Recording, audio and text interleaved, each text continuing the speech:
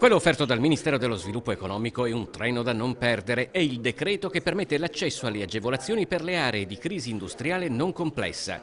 Dietro a questa formula criptica c'è l'accesso ad una serie di vantaggi che attirano nuovi investimenti, rilanciando economia e occupazione. Il Ministero suggerisce anche le possibili candidature. Per il veneziano sono Portogruaro e San Donà di Piave. Per Luigi Brugnaro, che in qualità di sindaco metropolitano le sostiene, accanto al primo cittadino di Portogruaro, Maria Teresa Senatore, ne manca però una. Murano neanche il governo l'ha pensata, l'ha presa in considerazione, è una frazione, ma il decreto legge prevede anche le frazioni, secondo me deve essere inserito Murano. Dà grandi vantaggi alle imprese questo decreto che la Regione deve liberare entro il 4 di novembre.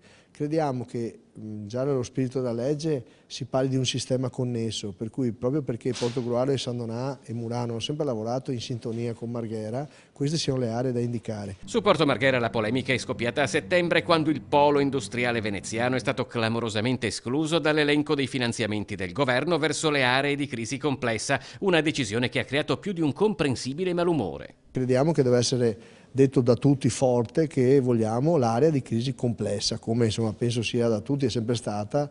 Non si capisce perché è stata tolta dall'elenco, però lo vogliamo sottolineare, è molto importante per l'economia e per l'attrazione di investimenti. Brugnaro promuove una politica che si basa su una convinzione: l'epoca di campanili e localismi è finita, sostituita da un presente composto da grandi realtà metropolitane, esattamente la direzione nella quale il primo cittadino intende portare Venezia, magari allargando i confini della città metropolitana. Su questo penso che la Regione debba fare qualche riflessione positiva.